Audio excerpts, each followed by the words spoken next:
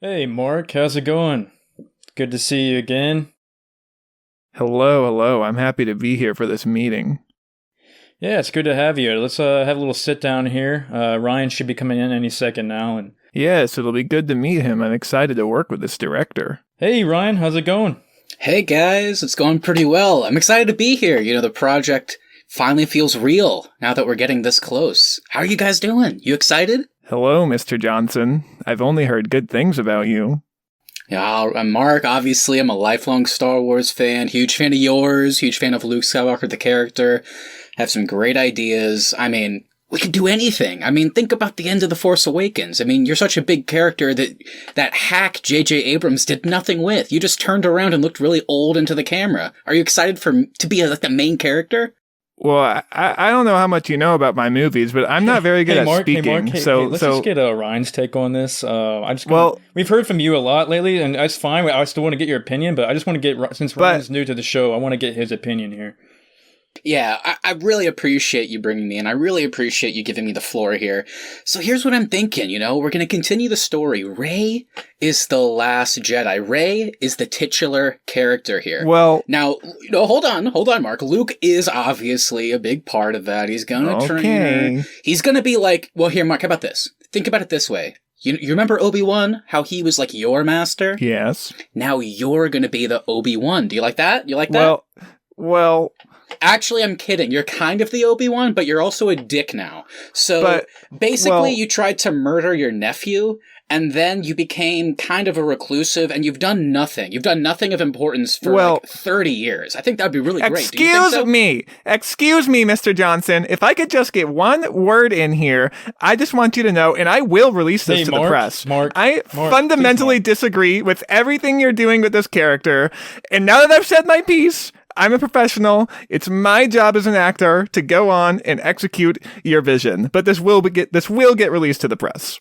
That's great, Mark, but here's the catch. If you're going to do that, that's fine. Just make sure you're totally cordial on camera and you don't mention any of your weak little bitch problems until the movie's done, when you can kick me while I'm down. Does that sound good to you? Mark Hamill? Well, I'll do you one even better. After a few years removed, I'll even go on to say I regret making those comments. You know what? I'm not casting you in Knives Out. I was going to make you the lead role, but no more. No more. That's impossible!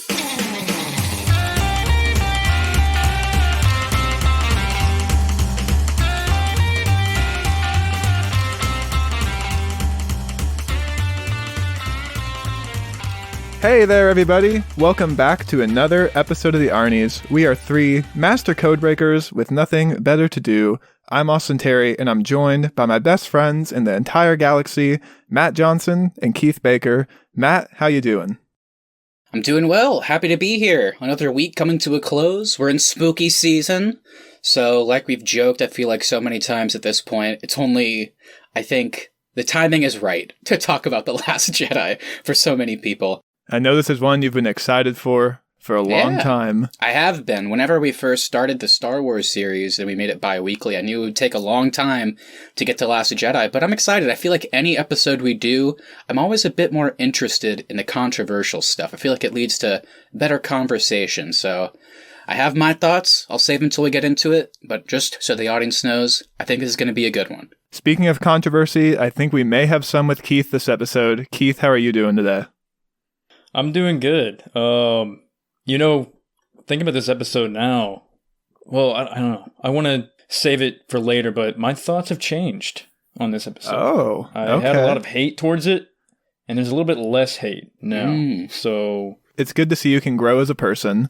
And just like your personal growth, Keith, our show is actually seeing quite a bit of growth. So we just want to say a quick thank you to everyone that's been tuning in every week.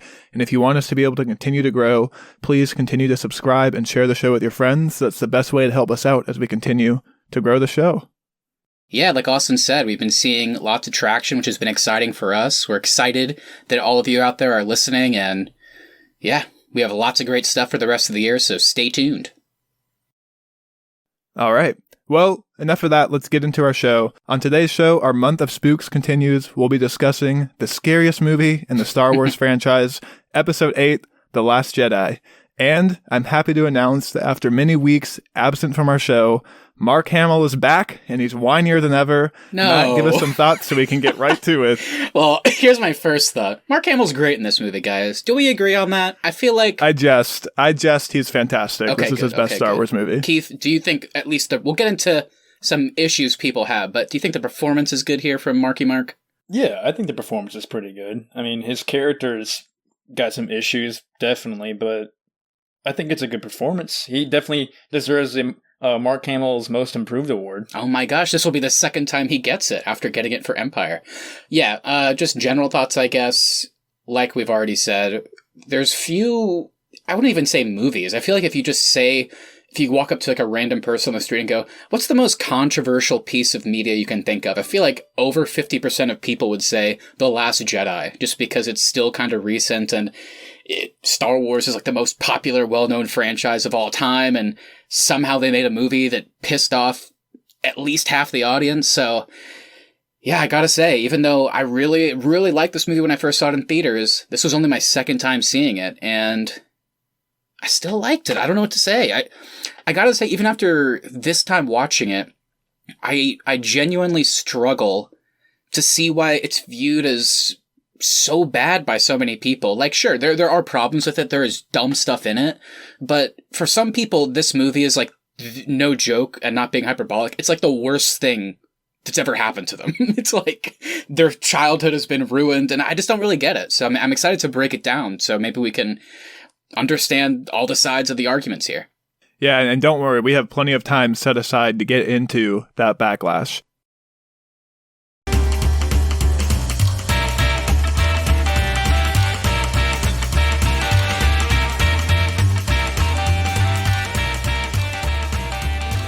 Let's get right into our movie facts segment. Let's run through our cast. This week, we're not going to spend a lot of time on the production just because we do have to get to that backlash, and I feel like that is going to occupy a lot of minutes in this episode. But our cast, we have Mark Hamill as Luke Skywalker, Carrie Fisher as Leia, Daisy Ridley as Rey, John Boyega as Finn, Oscar Isaac as Poe, Adam Driver back as Kylo Ren, Kelly Tran as Rose, Laura Dern as Vice Admiral Hodo, and Benicio del Toro as DJ the Codebreaker. Yeah, DJ! I honestly didn't know his name was DJ until I looked at IMDb and saw that he wasn't just called the Codebreaker. I don't think they ever say it. And this movie is also written and directed by Rian Johnson and scored by John Williams. Yeah, I guess I don't have to spend too much time on the cast. I'll just give some general thoughts. I feel like everybody, and I mean everybody that returns, is better in this movie. I feel like maybe not all of them have more interesting or sometimes fun stuff to do, but I feel like all the performances here are really solid and really engaging, and I really liked how they paired off certain characters in unexpected ways and how they played off each other. And then people like Mark Hamill and Carrie Fisher, Mark Hamill especially, who was barely in the last movie, it was nice to see them back as these classic characters in much bigger roles. As for some of the new people, I know that's where some of the controversy comes in. I love Laura Dern. I love Benicio del Toro. I love Kelly Marie Tran. I think they're, I guess just by the fact that they were introduced in this second movie, they kind of are sidelined a bit in favor of the main characters, which makes sense. I like Kelly Marie Tran. She gives a good performance. I have some issues with the character, especially towards the end. Benicio del Toro, like I said, who I love, this performance is weird, to say the least. I think so weird. There's some odd things here. I always appreciate when actors go for it and commit to something, and I would say at least his performance is consistent.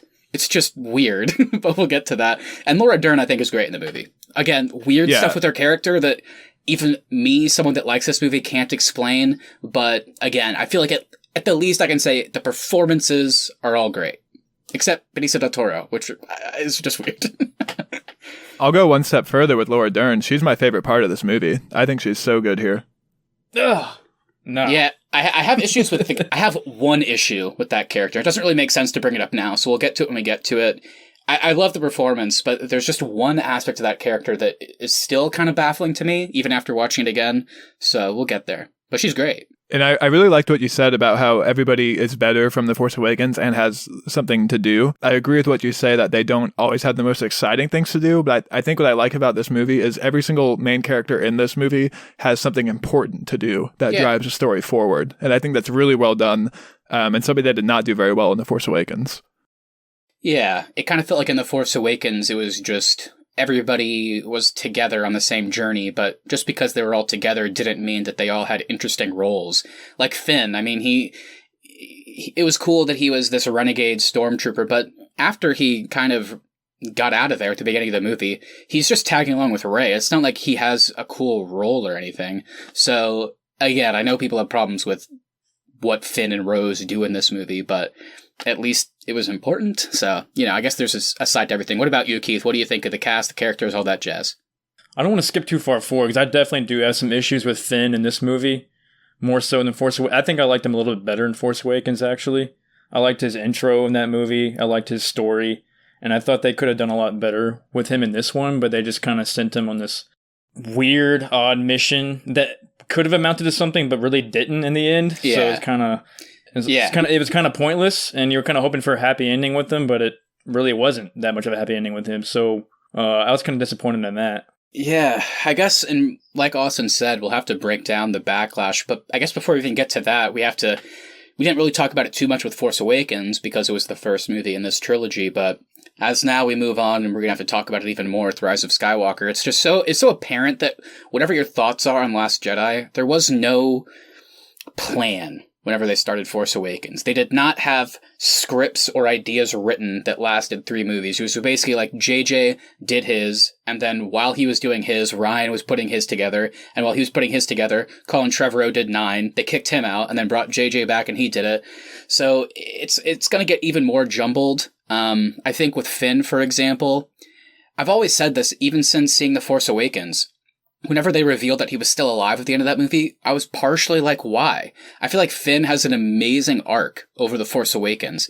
And honestly, even though he does some weird stuff in Last Jedi, I don't know what the alternative was. It's like the only other thing they could have done is just had him wake up before Rey leaves and they go together, which would have just, he and Chewie would have just hung out in the Falcon. Chewie's barely in this movie. They would have just sat together. It's funny you say that because the plan originally was going to be like, JJ makes this movie, JJ then works with Ryan on the second movie, then Ryan works with the following director on a third movie. But they weren't really allowed to ask the other directors to make changes to fit their story. Like, for example, the only change Ryan was allowed to ask JJ to make was that he swaps the droids at the end of the movie. So originally BB-8 was going to go with Rey to Luke's island, but Ryan wanted R2 to go to Luke's island. That way they could have their reunion. And so that was like the only change he was allowed to ask for. And originally, this was a change Rian Johnson made on his own. Originally, this movie was going to open with Finn waking up from his surgery. Yeah, and that's just weird, frankly. I mean, if you're putting something like Star Wars, a full trilogy together, it's like, I feel like there should have been a bit more collaboration. I know it must have been tough because as far as back as I remember, whenever the original plan was they asked J.J. Abrams to write and direct all 3 of these. And he said that he didn't want to spend that much time. He would do the first one. And then they got some other great writers and directors involved. But like Austin said, I don't know where, even though JJ said he wouldn't do all 3, I don't know why that meant they had to change so much, which meant like the directors couldn't collaborate for some weird reason. And yeah, like I said, once we get to Rise of Skywalker and we can kind of view all 3 of these in one kind of fell swoop, it's just weird. Whether you like these movies or not, this is a weird trilogy in terms of how they fit together and how they don't. All right, well, let's get into this reception and the backlash. This movie comes out, it makes $1.3 billion worldwide against a $317 million budget. So despite all the backlash, this was actually the most successful film of 2017. It launches to a 90% critical score on Rotten Tomatoes, and with the critics, this movie is a hit. They appreciate the willingness to take risks, and they felt that the franchise was finally trying to do something new after many years of repeating the same plot stuff over and over. They found the new characters compelling, and they felt the old characters were taking the new heights. They enjoyed the Snoke twist and felt that it made the movie unpredictable. And finally, they felt that this film has some of the best visuals in the franchise, and the film was further praised for great action, humor, and character development. And George Lucas himself called the film beautifully made. Yeah, we can't trust George Lucas, though, because, as we've joked already, he said the same thing about Force Awakens, and then for years, as far as we could tell... No. With Force Awakens, he just said, I liked it. Right, but I guess my point is, it seemed like for a long time, it's like, oh, he actually appreciated Last Jedi, and then now people are saying he hated it and made him sick. That could just be clickbait. who knows? We can't trust George anymore. But so should we break down kind of how we feel about those general critic reactions? Like, what do you guys agree with and disagree with some of what they said? Yeah, as far as the visuals, yeah, I think the visuals are fine. There was some really cool space fights in this one. Not as cool as the last film, and not as cool as Revenge of the Sith, but still pretty cool, I guess, nonetheless. And then, the Snoke twist. Yeah, I think I like that too. I wasn't really expecting that when I was watching this for the first time, so I kind of like that. Still don't know where Snoke came from and why he's like not that strong. So yeah, Keith, I agree with you. I think really the only thing I disagree with is that I really like everything the critics say, and for the most part, I agree with everything. I just don't think this is the best visuals in the franchise. I think for that honor, I'm going to stick with Rogue One for that one. I don't know. I think in some ways it is, some ways it isn't. I think while, like, I guess I agree. I mean, yeah, we get some cool space fights and we get cool use of visual effects with aliens and some of the worlds. And in some ways it's more impressive. Like, I really like the way Canto Bight looks from the outside. I like the way it looks on the inside. But then there's always something I don't like. I don't love... It feels like specifically how CG the aliens look is a bit more akin to the prequels than Force Awakens. So it's kind of jarring to see this really beautiful world that was so different than anything we've ever seen in this franchise. And then we get inside and there's just this weird, like, extremely CG aliens, for example. But, like, the space fights I thought were cool. Like, is the choreography itself super impressive? No. But, like, I love the way... It's certainly not as impressive as The Force Awakens or even Rogue One, but I love the way the explosions look. I like the way the blasters look. I like the way... I don't know. I guess maybe I felt more, if that makes sense. So maybe while it's not as much of a visual spectacle at times, I did feel that I was more interested in what was happening, for example. But yeah, I think I agree with what you guys are saying more so than the critics there. As for some of the other stuff they said, I do, and not all of it, but I do enjoy some of the humor here. It does feel a bit different than we're used to with Star Wars, but for me that's fine. I mean, different characters have different styles of humor. There's nothing wrong with that. I liked a lot of the character development. Again, with this movie, we're going to talk about a lot. It's not all there. It's not all perfect, but for the most part, I was impressed with how they moved characters along. And certainly it was not what we expected in terms of how Star Wars usually operates. So that was appreciated. And I like the Snoke twist. Obviously, they said more, but I'll leave it there for now. I think for the most part, I agree with them. But of course, I do have some issues with it. I think this might have the best humor in the Star Wars franchise, this movie. Yeah, and not to be like a, that kind of person, but it's not really that hard. I mean, I enjoy Star Wars as a franchise as a whole. I have a lot of nostalgia for it, but I don't ever usually find it funny. I mean, Han Solo and Chewie have some fun interactions, but in terms of humor, it's almost not there. And when the prequels tried it, it was just like a cringe fest for most of it. So I enjoy flying, but what you're doing is suicide.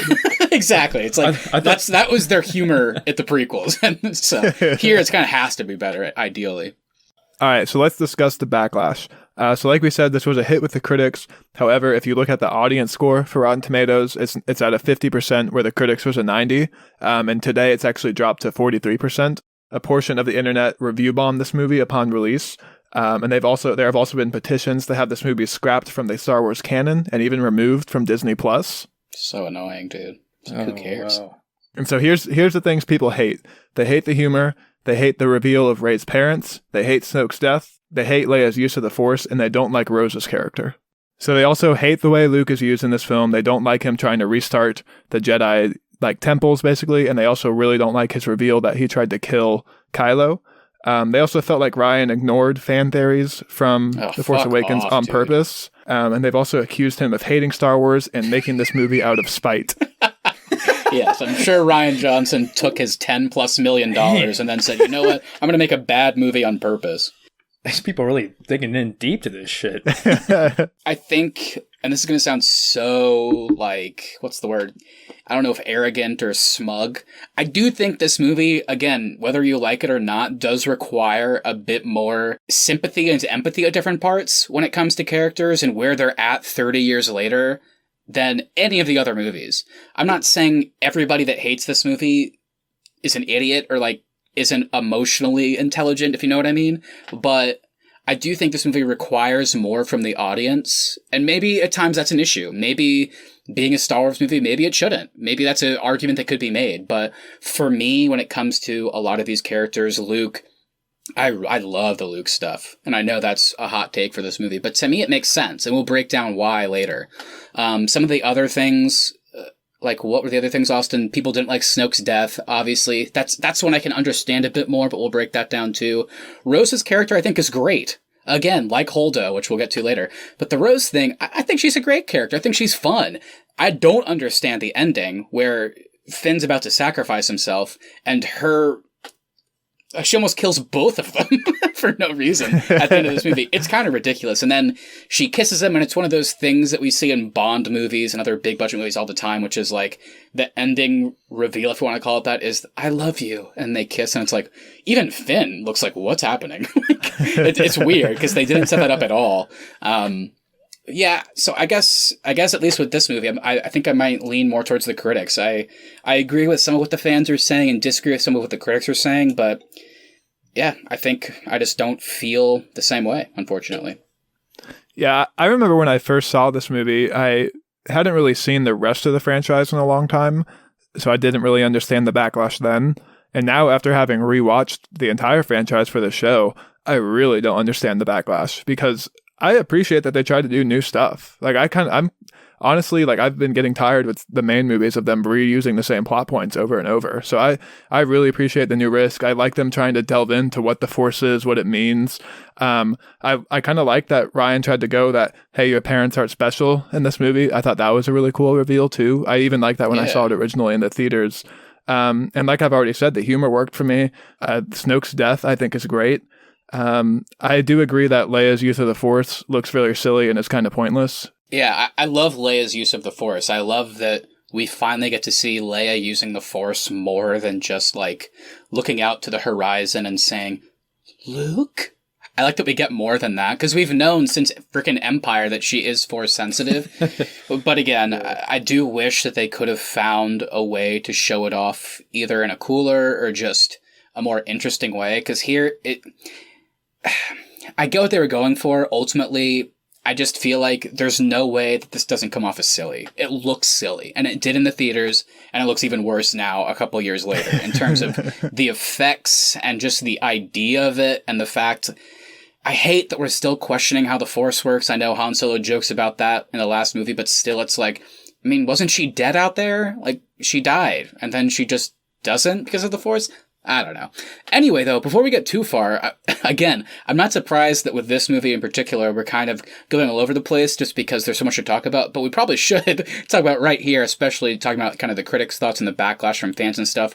Where do you guys fall? I really like this movie. This is only the second time I've seen it. I have some issues we'll get to, but overall I really like it. I kind of already said that, but you two, we haven't really seen or heard what your guys' general thoughts are. I'd love to hear them. I'll say, I mean, you know, when I initially saw this, I was really pissed off. I mean, I was pissed off at the Luke stuff. I was like, why did they make him do that? And I was pissed off at Rose and Finn's story, which I'm still kind of pissed off about. Pissed off at Leia doing her weird, cheesy Star Trek thing, where she just goes out into like the middle of space and freezes and then comes back. But yeah, things have changed. I think I definitely like the Luke stuff a lot more now. And like you said, it does make sense now watching it for the second or third time. So that definitely flipped. I mean, that was my main problem with it. So now that I like that, it definitely flips the script for me on this one. I remember when I first saw this, I remember not really caring either way about this film. But now I really like this movie, and I'll give this a little tease for a little later, but I had to make some unexpected changes to my Star Wars rankings. Oh.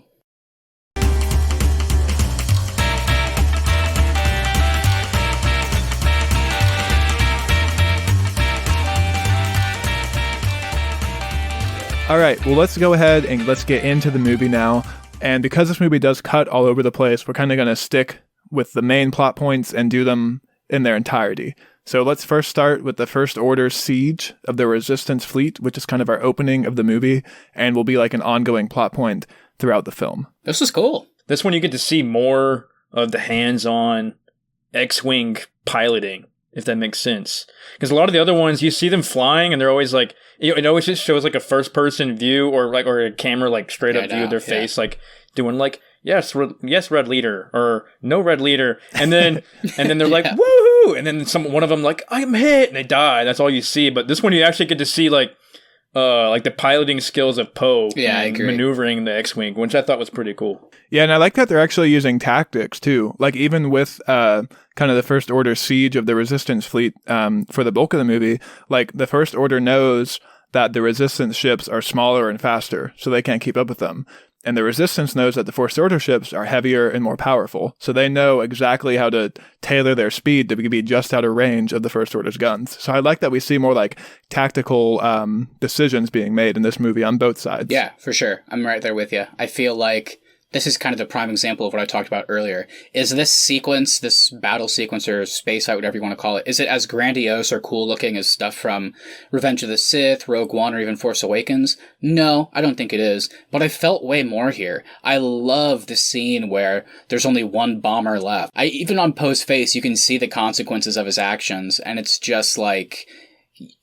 I like the idea that these cocky fighter pilots don't always knock it out of the park. Just going gung-ho into battle isn't always going to work. And I love, like I said, it doesn't look as cool as some of the other stuff, but the fact that we get to spend a little bit of time inside the last bomber as this person is Rose's older sister, as we come to find out, is trying to drop these bombs. And if she doesn't, they're screwed. And it's just so, like, tense with the music and the fact that she's fallen. She's basically already dead, but still kicking away to knock this button down, catches it, bombs drop. Like, I loved the way... I guess a better way to put it is why I didn't always love the choreography. I just loved the sequence of events. And like he said, we get to spend time with the fighters and the people inside the ships, which we never get to do. So when they actually start exploding, it's like, oh, I actually feel something now, as opposed to every time in the past where it just randomly will cut to somebody in a cockpit we've never seen. They're like, oh, I'm going down! It's like, okay. So this was a cool opening. I really enjoyed it. And I love that Leia chastises Poe immediately,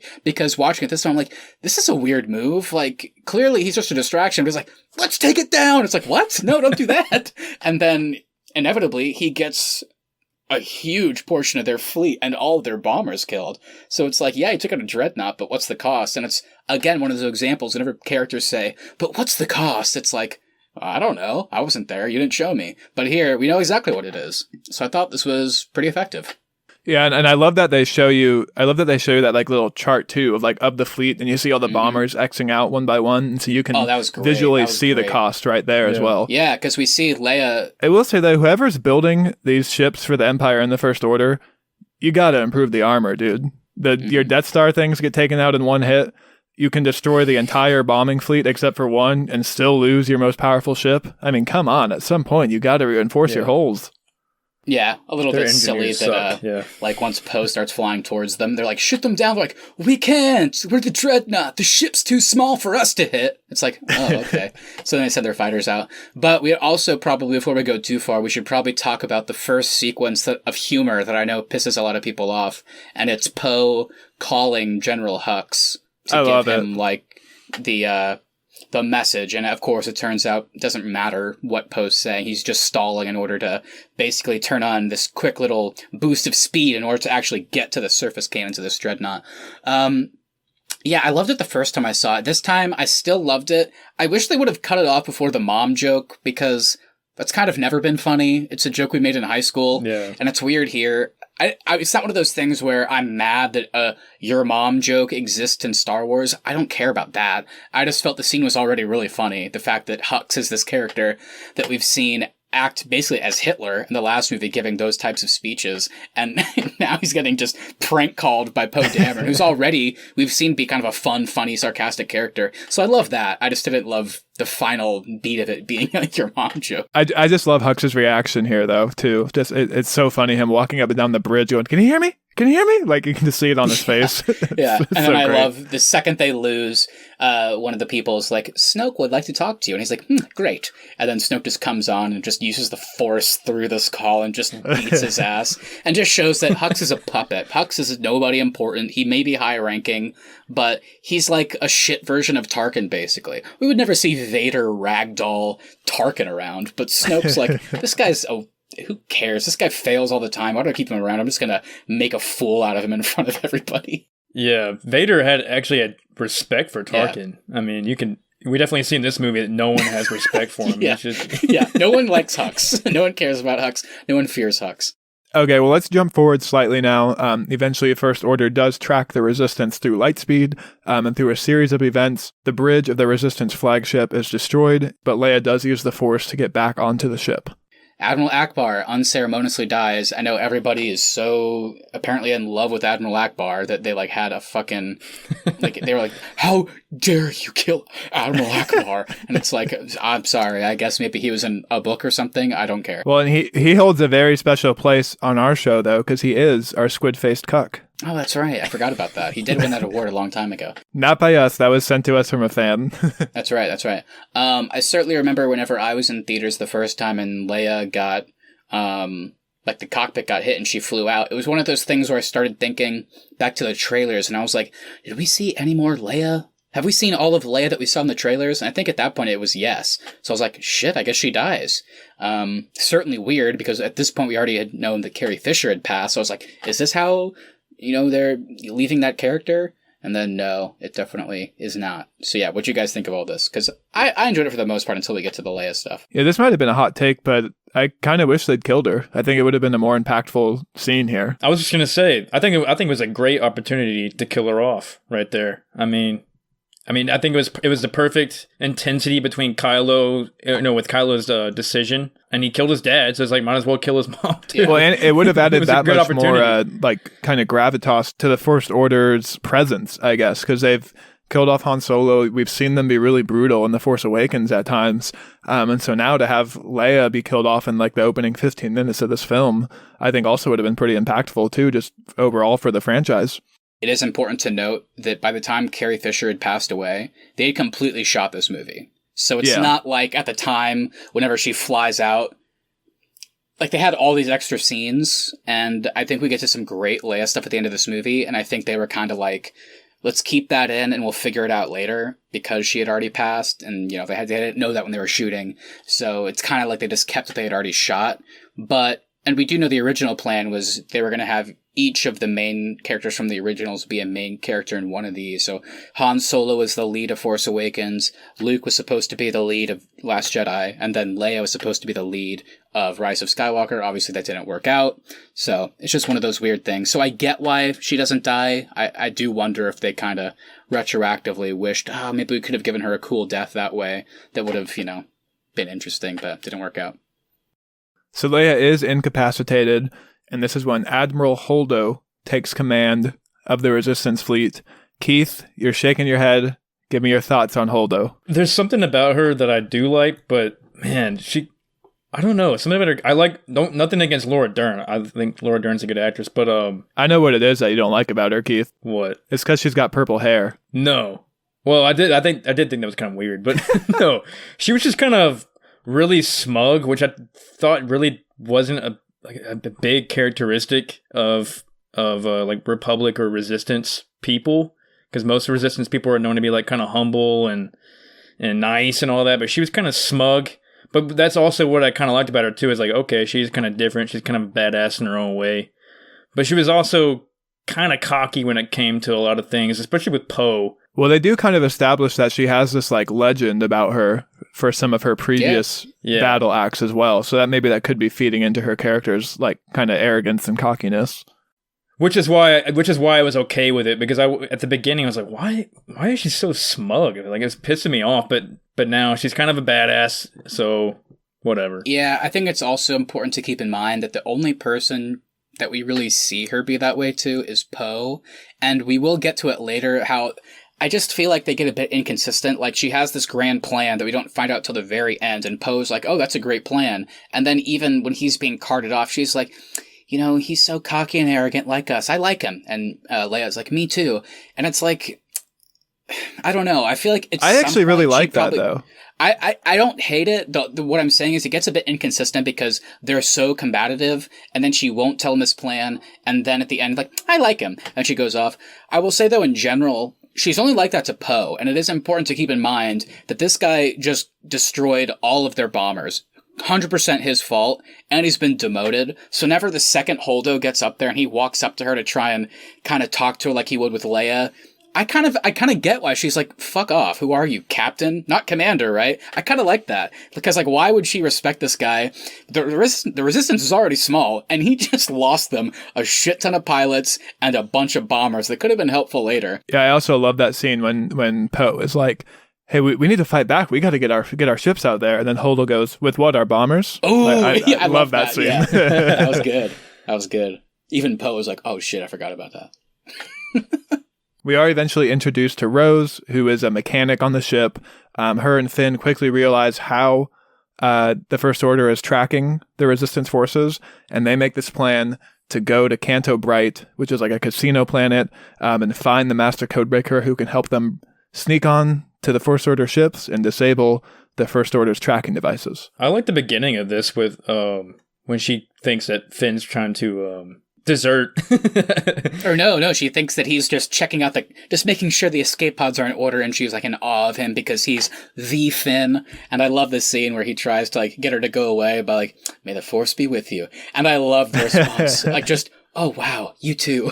I love that somebody in this franchise said that. I thought that was so funny. And then quickly realizes that actually he's trying to desert so he can go be with his precious Rey. And this might be a hot take, but I really like Canto Bright. I think it's cool. It's a planet we've never really seen before. It's a type of planet we've never really seen before in this universe. And I like how they establish that there are people who profit from this decades-long war that's been going on in this galaxy. Kind of like how we talked about with Rogue One. It was like the first movie that really felt like it embodied the Star Wars title. I like that in this movie, they make a point that all these people are profiting off said war. I thought that was really interesting. And I agree with you. I don't really get the hate. If people don't like the Canto Bight story, I can understand that. But in terms of the design of the planet, I think it's really cool. And I always love seeing new designs in this series. Like I mentioned earlier, the only thing that I kind of rolled my eyes at a bit with some of the aliens just really felt like prequel CG designs, and there was some bits of humor that I just didn't find funny, but they did have a good payoff. For example, there's this really bad CGI alien that's, I guess, drunk and burping and farting, and is putting coins into BB-8, and I was like, this is so stupid. But I do love the payoff later when BB-8 is like zooming all over the place and you can hear the coins clinking around inside. Yeah. Like, okay, that's kind of funny. I don't understand the criticism of the story here, because I think it is actually pretty interesting. I can understand, though, the criticism of how this sequence of events doesn't really fit into the overall sequence. Like, it's very weird that Finn and Rose can just leave and go to an entirely different, like, solar system. Yeah, they say they have 18 hours, and it feels like a lot more time passes. Well, I will say I did like the design of the planet. It did kind of remind me of Attack of the Clones, like when you go to Coruscant and Obi-Wan's down in the bar and he's getting a drink. It kind of humanizes everything, which I thought was cool. They're in the Las Vegas of the galaxy. Yeah. People are gambling and everything like that. So that was kind of cool. But I didn't really enjoy the what were those things called? Like the big giant horse things. Yeah, that's a big thing to mention. That went on a little bit too long for me, and they were out in the field, and you could definitely hear the Harry Potter theme playing in the background. I was like, yeah. I was just thinking of that scene in Harry Potter whenever Harry rides that weird another horse-looking thing. Buckbee. You could just hear it in the background. It was just kind of corny and cheesy. So. I agree with you. I think it's tough because this movie is 2.5 hours, and it does feel like it at times. I think this is an example. And it's tough because I am interested in kind of these smaller side effects of the war. Kind of these animals being treated this way and these young children being forced into slavery essentially to care for said animals and just work for nothing. I think it's all really fascinating, and I like the payoff at the end. It's just, I guess like Heath said, whenever it's just a small part of this already smaller story than the main one, it is kind of like, should we have cut this out? Are we really losing anything major? And I think the answer is probably no. It leads to some sweet moments wherever we see this animal that's been abused for so long and Rose is able to calm it down. It's really actually good CG and kind of sweet. But yeah, I think for the most part, probably not needed. What's happening with the Resistance and the First Order is this ultimately more interesting. So every time we do cut away from it, it's like, yeah, this is cool, but I really want to get back to see what's happening with the Resistance. There's just more interesting storylines, I guess, is what it comes down to. So, all right. Well, let's take a break from the Resistance and the First Order. And it's island time now, baby. We're on island time. We're taking a little vacation. Wow. And we're going to Octu. And we're going to meet Rian Johnson's interpretation of Luke Skywalker. I thought they did a pretty good job with Luke. If you really think about it deep, everything he does in this movie goes along with what Luke Skywalker is. Because Luke Skywalker starts off with no hope, then he gains hope, then he loses it again, but then he finds it again, and then he's like, you know what, I'm just kind of like, I'm kind of done trying to live up to the Jedi text and all that, and he eventually gives up at the end. And I thought it was kind of cool that, I might be skipping too far ahead here, but that Yoda comes in and kind of says, hey, it's okay. Like, it's not about the text, it's about the Force or whatever. And Yoda also says, you keep harping on your failures as being the reason you put yourself on this island, but failure is what makes the people we teach better than us, and that's their destiny to be better than their masters. Failure is the best teacher. And it's like, well, wow, that's really cool. And I love how that directly leads to what he does at the end of the movie, which we'll get to. I also like how the only reason Luke agrees to train Rey is so that eventually she'll come to understand why the Jedi have to end. Like, I like that that's the only reason he agrees to do it. I think that's a cool twist on that kind of dynamic. And I like how we finally hear people talk about the prequels. It's cool hearing Luke Skywalker, a character from the originals, talk about the prequels in regards to Darth Sidious and the fact that the Jedi of the time let this person rise to power, and then they all died off. And he's mad at the Jedi for not being able to figure it out, which is kind of cool, because it's like what a lot of us had talked about. Like, how did nobody know? It's weird. So I like that he references him as Darth Sidious instead of Palpatine or the Emperor. I thought that was really interesting. And yeah, like Austin said, I like that he agrees to train specifically to tell her why the Jedi ways are not what they used to be and why they should end. I guess, it does make sense also in terms of what Keith is saying. Everything Keith said I agree with, but also the thing that I think people forget is that Luke is the son of Darth Vader. And people get caught up in this whole thing that Vader was redeemed at the end of Return of the Jedi. Vader was not. He can do what he did to save Luke. He murdered an entire planet. Yeah, he can do what he did to save Luke. That does not redeem him to the world. So think about it from Luke's perspective. Return of the Jedi ends. He's officially alone. Yoda, Obi-Wan, even Vader. They're all gone. So now it's his burden, I guess, to rebuild the Jedi. And the first moment that his nephew starts to show signs of the dark side, why would this guy not try and prevent another Darth Vader from starting? He, better than anybody, would want to. He knows what Darth Vader is, what that darkness is capable of, and he tries to snuff it out. And I love the line when we finally get the truth, where he's like, it was a moment of weakness, and I thought it was going to be okay, but there were consequences. He takes out his lightsaber, he doesn't use it, but, it doesn't matter. The fact that he took it out and Ben sees it, that's the consequence. And I love it. I love that he's trying to prevent another Darth Vader, and that failure for him, I have to go into hiding, basically. I think this is all cool. It's also nice to see somebody in this franchise try to be proactive instead of just reactive. Because for the rest of this movie, everybody is always just reacting to what the Sith is doing. The Jedi never try to take matters into their own hands, and Luke actually does, for once, try to prevent another Darth Vader. So it is Luke's fault, and I like that Luke accepts that it is his fault that Kylo Ren rose to power. So it's really fascinating stuff. I understand the premise of people being upset that Luke isn't the Obi-Wan, which I think everybody probably thought that Luke would be the Obi-Wan figure of this new trilogy. But I like the fact that it's not that. I like that it's different, there's a deeper meaning, and that he doesn't believe in this anymore, and he has a good reason. But then it all comes to circle, and he kind of redeems himself to the Resistance, to his sister, to Rey. I love the way Luke ends in this movie. I think it's so cool. I'm really happy Luke did not play the Obi-Wan role in this movie, because it just would have felt too similar to A New Hope. I know, yeah. I don't know why people would have wanted that. I don't think that would have been interesting. It's nostalgia. Nostalgia is just powerful. It's the same thing that critics say when Rogue One or Force Awakens didn't capture the magic of the originals. There's not really a magic of the originals. It's just your nostalgia playing in to how you remember watching those movies in the first time you saw this franchise. Yeah. No, I agree with that. I was going to say, yeah, he was entirely his own man in this one. He wasn't really copying any of the other Jedi. He was wise, and I really enjoyed the lessons he was teaching Rey, especially the one where she's meditating and she starts going into the dark tunnel, and he just gets pissed at her he's like, you didn't even try to resist it. You just went straight towards it. I want to talk about that, because my biggest question with this whole sequence is, and I could just be being an idiot here, is this island the source of the Force in the galaxy? No, I think it's just the beginning of the Jedi. I don't even know if it's that. I think all we know for sure is that it was a Jedi temple at some point. So why is there this dark hole that Luke says is the source of the dark side? Did he say it's the source of the dark side? I guess not the source, but why does this dark hole represent the dark side? Like, why is, if you lean to the dark side, why did you get called to this dark hole? That I can't answer. The thing that I do like is that whenever Rey is kind of surprised to hear that there is basically dark side on the island, I like that Luke's response is immediately, there needs to be balance. It's kind of him finally accepting that whole thing that the Jedi kind of screwed up in the prequels, which is they kept talking about bringing a balance to the Force. Meanwhile, there's hundreds of thousands of them and 2 Sith. Now, I'm not saying the dark side's good, but apparently, from what we understand of the Force, there needs to be this balance between light and dark. So Luke, it's kind of cool that he lives on an island that literally embodies both the Jedi and the Sith. As to why it's there, I don't fully understand that aspect. Yeah, just to be honest. I like the concept. I don't understand why it's there. If this is like a Jedi temple, I don't know. Keith, you're a Star Wars super fan. Do you have the answer for me? Why is this hole here, Keith? They got some contractor out there. He dug it. Nice. Was that a Sarlacc pit at one point? Which book are they referencing here, Keith? They're referencing Chronicles 432.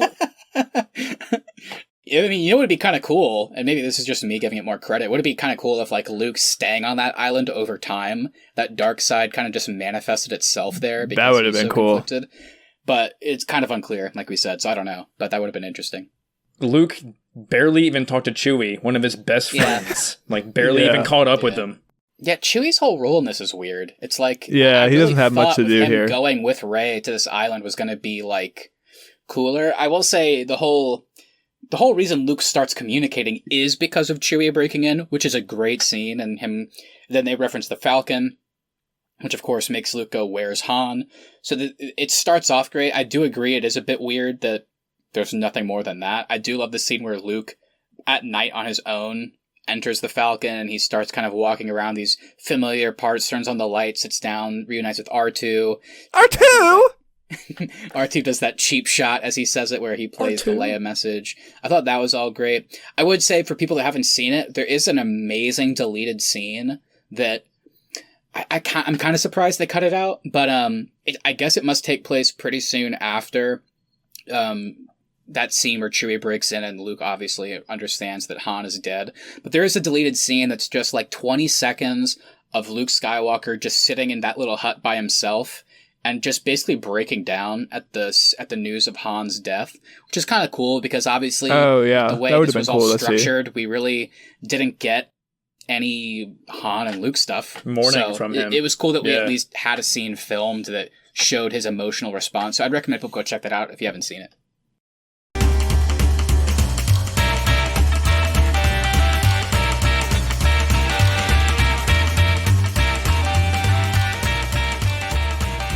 Okay, so let's go ahead and move on. Kylo and Rey do establish a Force connection, which ultimately leads to Rey believing Kylo can be turned back to the light. And there's a really great line here where Rey turns to Luke and says, if you're not going to help me, then Kylo's my only chance. And so she leaves to go find Kylo and see if she can turn him to the light side, which leads to Kylo bringing her to Emperor Snoke.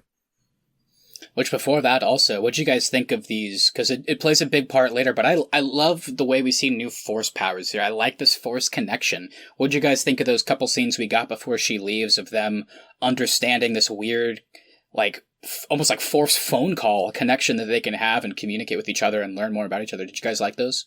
Yeah, I thought it was cool. My favorite one is when she's explaining what she saw down the dark side hole. And you think she's talking to Luke, but then in reality we learn she's talking to Kylo. I thought that was pretty cool. I really like that too.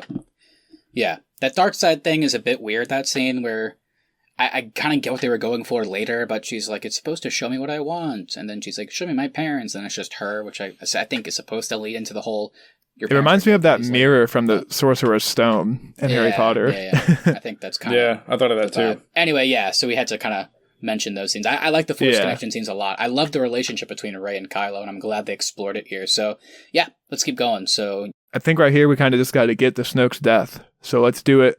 Snoke, does try to kind of get Kylo to kill Rey, Ultimately, Kylo ends up using the Force to kind of distract Snoke, and he twists Rey's lightsaber and ends up cutting Snoke in half. One of the more shocking moments for sure. I mean, I know based on how Snoke was set up in Force Awakens, this was certainly surprising to see him get killed in this manner. And this is one of the big things where the internet hates that Rian Johnson didn't pay more respect to their fan theories about Emperor Snoke. Yeah, and to I guess to agree with that slightly, and Keith mentioned it earlier, it is slightly weird that even after Rise of I guess Rise of Skywalker gives us a quick bullshit answer. Whatever. It is weird that based on how they set this character up, the way it's handled, we don't really know anything about them or how they rose to power. I know there are some answers coming, but they're very quick and kind of insignificant.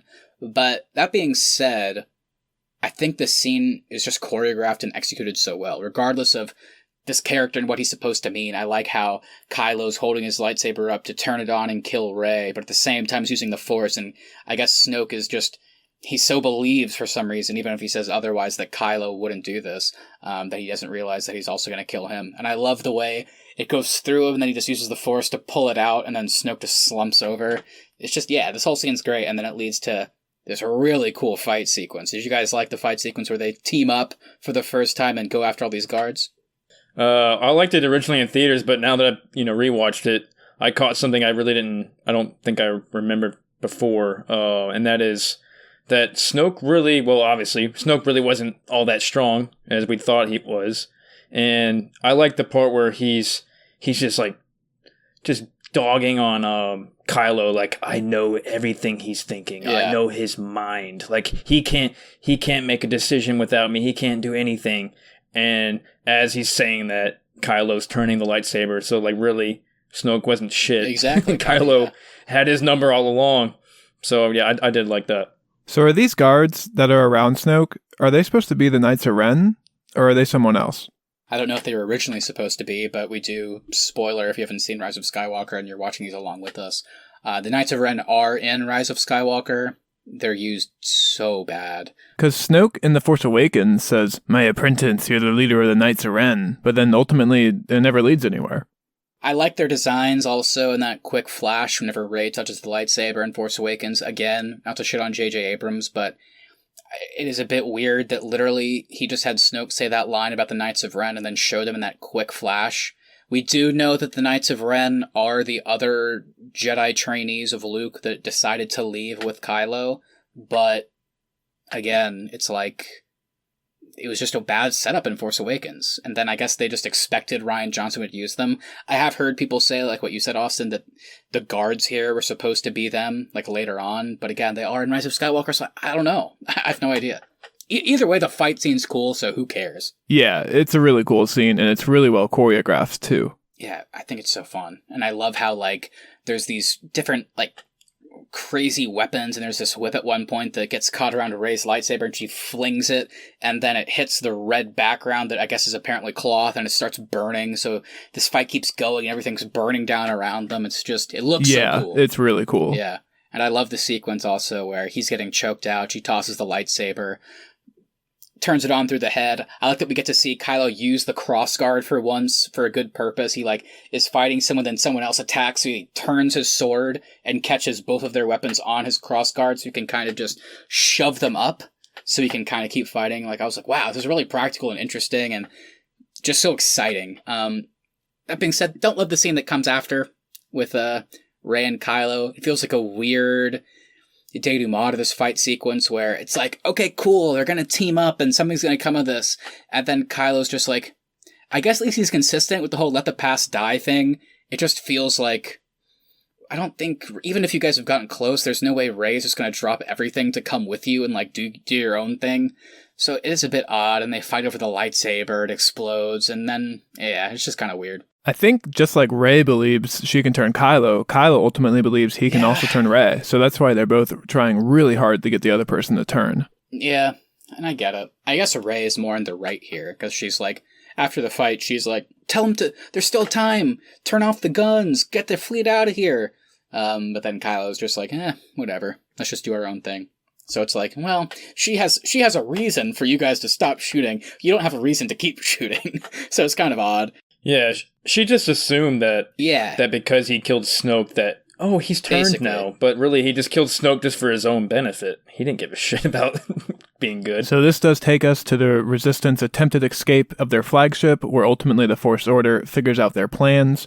This then causes Admiral Holdo to do her lightspeed jump into the First Order fleet. What do you guys think about this whole sequence? It's awesome. I mean, I love it. I love the music all goes away and the way they shoot it. We just see them go hyperspeed through the ship. And yeah, simple as that. I like the way it looks. It's really dark and we just see like the slow-mo and the still shots. It's really cool. I love it. I like that how this was the 1 in a million chance. Like, I got to give people more time. I'm the only one on the ship. I'm just going to go for it. And it's really cool. Yeah, and I know last time I kind of talked about how there's always one scene from a Star Wars movie that sticks with me when I see it from theaters, and this is the scene in this movie that stays with me. I remember the first time I saw it on the big screen, it looks so cool, and it just took my breath away. It's just so beautiful. Yeah, I mean, it definitely redeemed my thoughts on Laura Dern's character, Holdo. I don't know if we discussed it earlier, but remember Poe was trying to pretty much do a mutiny on her. That's the part, Keith. That's the part where it doesn't make sense anymore why she won't say her plan, to me. It's like, I get why before that, but now even, it's odd, I feel like. I think she's just frustrated. I know, but I mean, she should get why. She's saying nothing to these people. I get why you don't need to respect Poe because he's a lower rank, even lower now, but yeah, keep going. I'm just saying it would have been easier if she just would have said it from the beginning, like, hey, I'm going to stay and y'all go. But she was like, we're all going to go. And that's why Poe was mad. He's like, well, no, if we all go and we're all going to die. They're just going to shoot all the pods out of the air or out of the space. And so, yeah, I thought it was pretty cool that she, at the end there says, hey, I'm going to sacrifice myself. And I wasn't really expecting that. I thought she was going to turn the ship around and start shooting them. I wasn't expecting them to use the light speed. So yeah, that was a really cool concept. And like y'all said, it was cool how like the music just went silent and then that they just show like all the particles from the debris from the ships. So for sure. Yeah, I liked it a lot. And I like that it's only the ships in her path that are destroyed too. Like, I'm glad there's not this big grand explosion where the entire fleet gets wiped out. I like that it's literally the only ships that are directly in her path and the rest of the fleet is able to survive. I think it's really well shot. Mm-hmm. Yeah, for sure. Okay, so this does take us into our final sequence on Crate. We have Finn and Rose crash landing back onto the planet and Kylo's stolen ship. We have the Resistance fortifying their bunker and preparing to defend themselves. And then we have the First Order forces preparing to lay siege to the Resistance bunker. Yeah, I thought it was pretty cool. We get another new planet here that resembles Salt Lake City, I guess. And yeah, it was cool how Finn and Rose were able to go underneath the big door. They're really lucky they didn't murder like 15 of their co-soldiers, though. Yeah, right. What if they just ran into everybody? I forgot that was even them.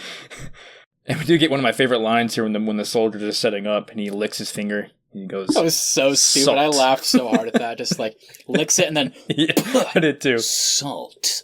Like, yeah, idiot. So weird. Dude, when they bring out these speeders, though, it's so cool. It's such a visually pleasing scene. It might be one of my favorite like sequences of events in Star Wars. It just looks like blood all over this planet with the way the sand is colored. And you can see like the different lines and pathways that the speeders take. And then also you can see the footprints of the walkers. It's such a cool scene. Yeah, it's awesome. I love how it looks, too, visually, because you just look at it from behind all these speeders and you see what's on the horizon, all these huge walkers, and it just looks like a suicide mission, basically. And even their speeders, they even say, are all run down and broken, but it's all they have. And yeah, I really love this initial part, and obviously it kind of takes a turn where they have to retreat because they have this huge weapon that's really scary. It's going to blow down the door, and then things get a bit more interesting from there. Yeah, I remember anticipating this scene before I watched it, because this was in one of the original trailers, seeing these, so I was like, oh man, how are they going to get to that? Does this remind you of Hoth, though, this sequence? Yes. It reminded me of Echo Base, yeah. The same kind of deal. Yeah. No, I think there's some similarities for sure with like the walkers and the types of speeders and how it looks and all that good stuff. But yeah, I think it's really cool. Okay, so let's now touch on the Rose and Finn interaction. Matt, I know you felt this looked weird when you saw it. Why don't you break it down for us? I mean, it's just silly. It's like, it kind of makes sense that he's going to try and sacrifice himself. Would it make sense at this point for Poe to do so based on the story and the arc that he's built up since the beginning of this movie? But Finn doing it for the Resistance Not for Rey for once. He's not doing this for Rey, which always seems like his motive. He's doing this.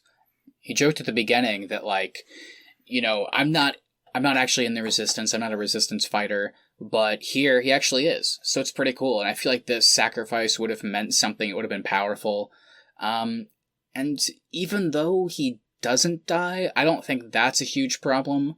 I just ultimately think the way they choreograph this scene where Rose, quote-unquote, saves him is just so odd-looking. She just comes out from the side and crashes into him. And it's just weird, because it's like you're trying to prevent this guy from dying, but easily could have killed him with this. Obviously could have killed yourself as well. And then they both get out. Finn goes to her. And yeah, it's just, yeah, like I said, it's just a bit silly. Because it's like, she has this line about, we can't fight against what we hate. We have to fight for what we love. And even then I'm like, oh, okay, that's kind of a good line, I guess. And then she kisses him and it's like, whoa, that's weird. That wasn't set up at all. That seems odd. Even Finn has a look on his face where he's like, oh, I wasn't expecting that. That was weird. He doesn't really react to it. Then she passes out, and then it's like, okay. And somehow he's able to drag her back into the base without anybody killing them. I don't know. I don't love this scene. I don't like that this is the cap off to their story. It just seems forced, unfortunately. Again, no pun intended. Yeah, the sequence of Rose crashing into Finn looks weird to me. It looked weird. Looked weird to me in the theaters. It looks weird to me on a rewatch.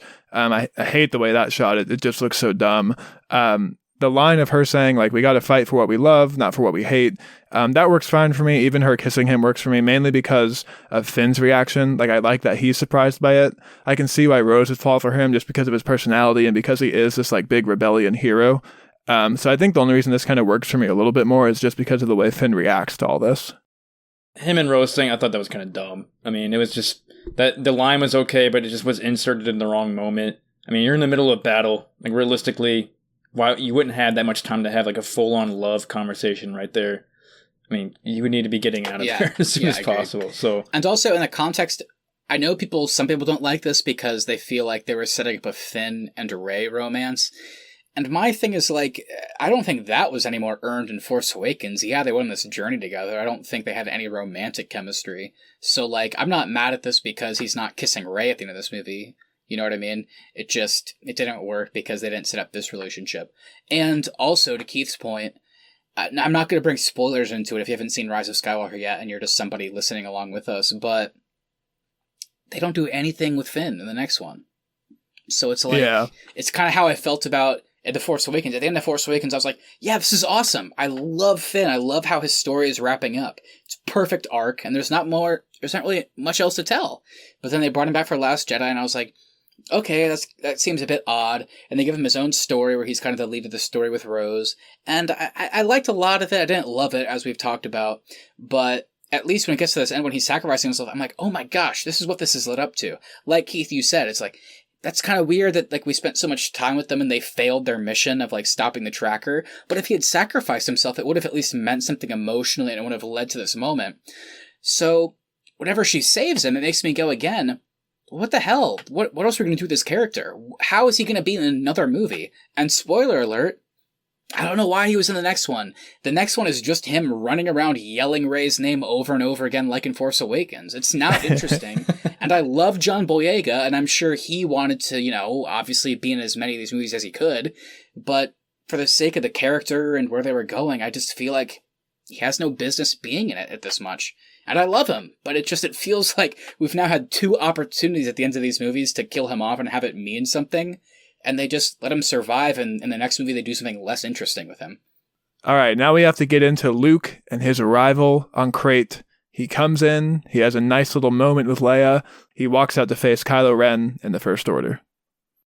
I'm glad that since we didn't get any Han, Luke, Leia stuff all together in this trilogy, I should say, I love this scene with Luke and Leia is awesome. I love this scene. I like that because the way the originals were kind of structured, we didn't actually get too many sibling moments with them because he finds out at the very end of Empire, and they're really only together kind of acknowledging their sibling relationship in Return of the Jedi, but they're barely on screen together.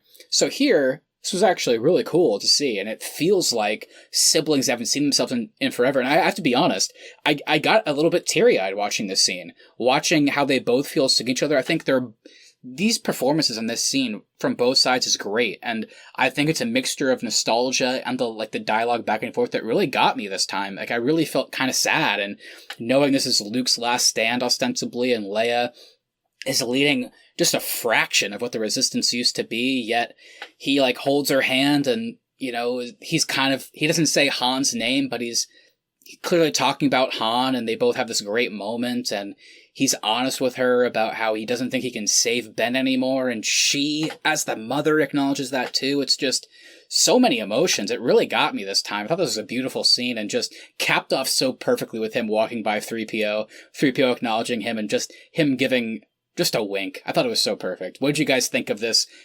weird entrance, along with this kind of original trilogy reunion with these characters? Yeah, it was definitely nostalgic, especially with the 3PO thing. But yeah, it was a good scene. You can definitely feel the brotherly, sisterly love here that you didn't really get too much, like you said, in the original trilogy. So, and you can tell that they were both kind of heartbroken about Han, but that they knew they had been through a lot together. So that's why he was kind of saying his goodbyes in a way. And I like how he's trying to apologize to her, but she kind of won't let him because she knows what he's going to say. And it feels very Leia and also very Carrie Fisher. I really like that too. I like how, don't worry about it. I know what you're going to say. Let's just get past it. We're siblings, whatever. I love you anyway.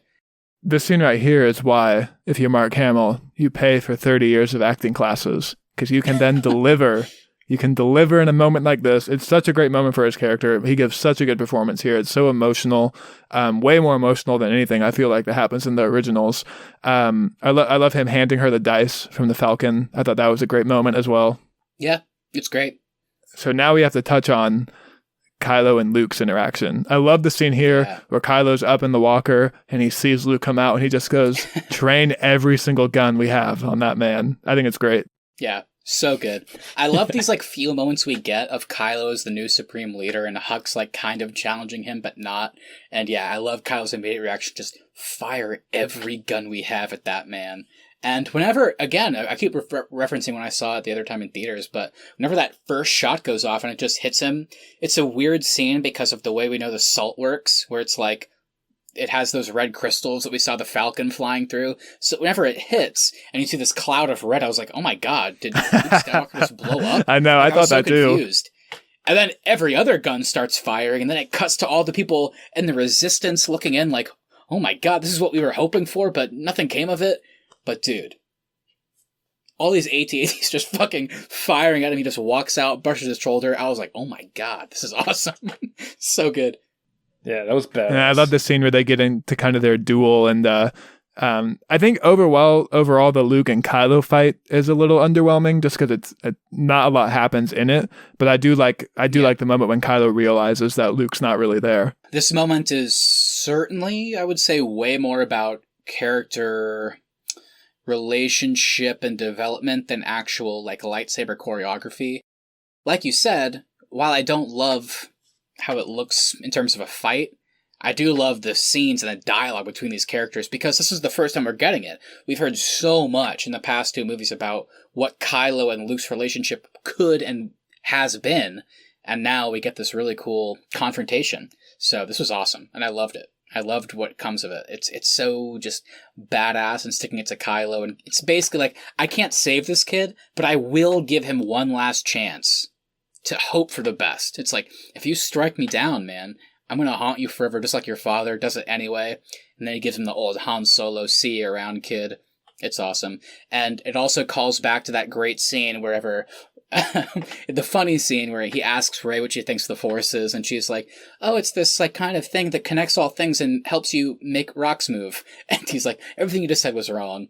And dude, the little quick montage of sorts we get here, where he talks about how he's going to kill the Last Jedi, he's going to squash the Resistance, the war is over, and Luke Skywalker says, it's amazing that everything you just said is wrong. And then it cuts to each character watching him as he says, this is only the spark of the rebellion. The war is awesome. Not over. And then just the close-up of his face with a tear in his eye.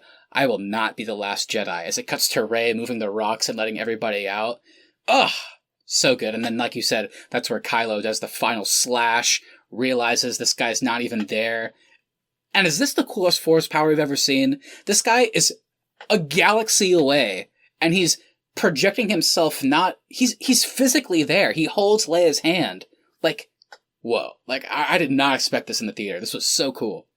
I still just wish I knew what the Force was and what the abilities are. Because every fucking movie, there's a new Force power.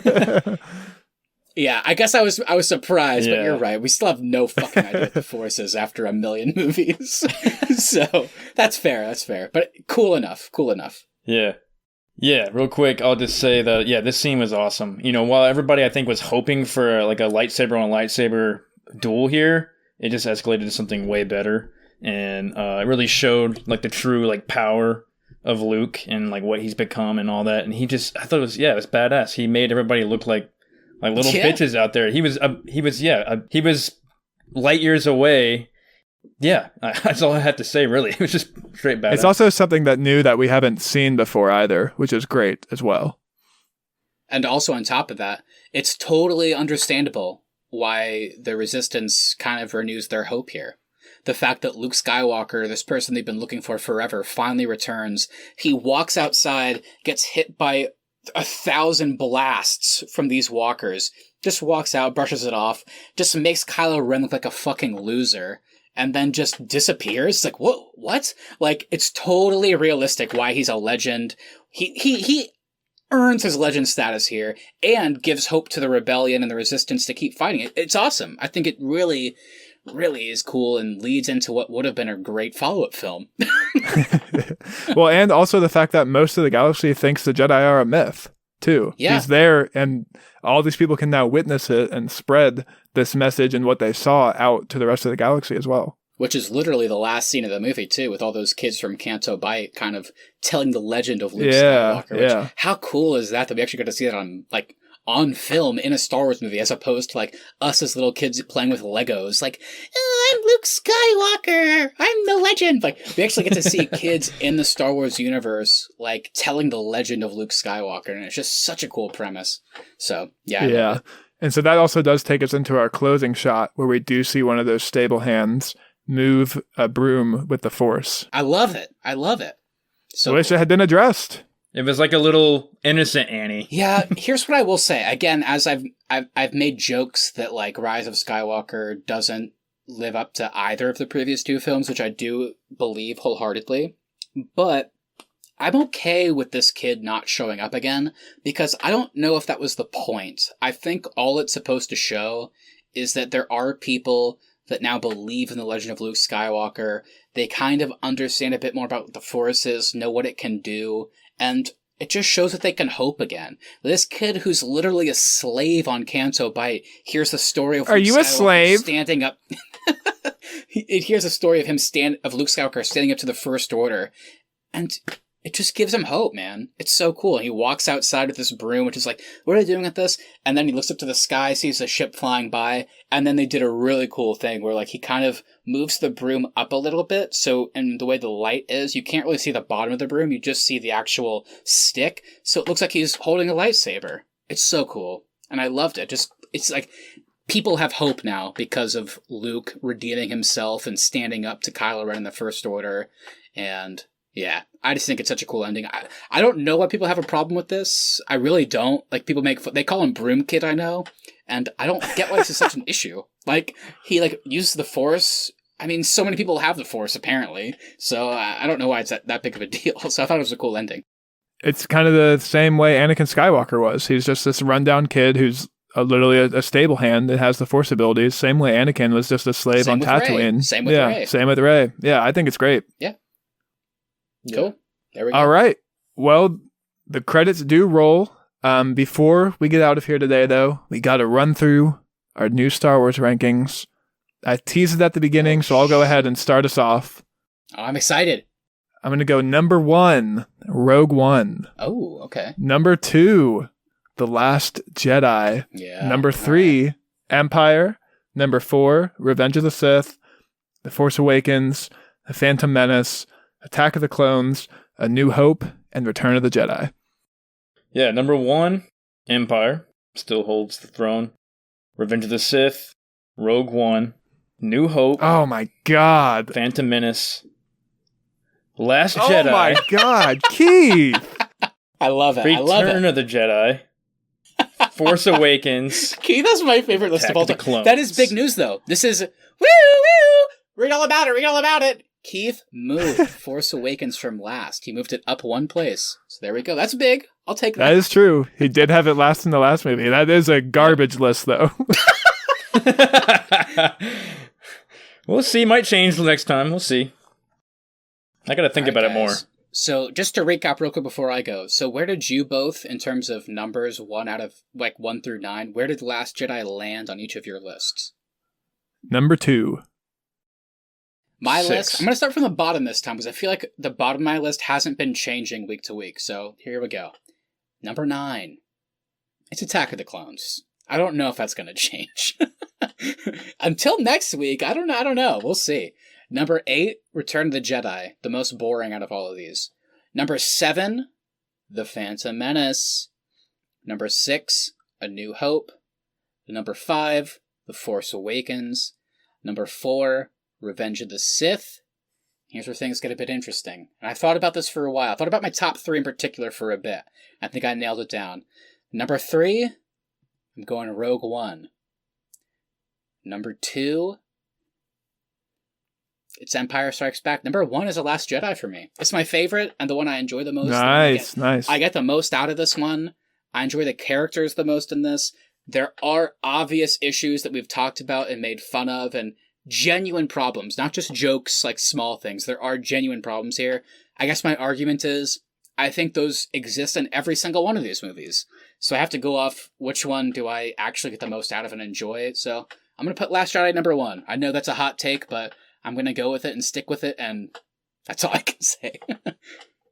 I respect your list quite a bit, Matthew. Keith, Your list makes me want to throw up in my mouth. But let's go ahead and close out the show with our award ceremony. If you're new this week, this is a segment where we give an award for anything in this episode. Keith probably knows the rules this week, but we never can know for sure. Keith, start us off with your awards. All right. My award is the Best Random Insert of a Famous Actor award. You know him from Fear and Loathing in Las Vegas. He's also in Vegas in this movie, too. Benicio del Toro. Okay. Nice. As DJ? As DJ. No, I'm sorry. DJ. That's how he talks. Yeah. What a weird use of a stutter in this movie. I'm not sure what they were going for with that. Kind of felt almost more offensive than anything. What about you, Austin? What are you feeling as an award this week? I'm going to give the Ultimate Pitmaster Award to Chewbacca. The way he's roasting up those porgs on the island. Give me some of that. It looks pretty tasty. Nice. I gotta say, I did not expect looking at those porgs that they could be good, but seeing a cooked one, I was like, it looks really good. And I kind of want to know what kind of seasoning Chewie was using. I want to know what he was doing with that recipe. Yeah. His little kashyyyk seasoning. It's like an old family recipe that Tarful gave him. Yeah, his brother Tarful. Tarful and his stepbrother Han Solo in George Lucas's version. Stepbrother. Oh, that's funny.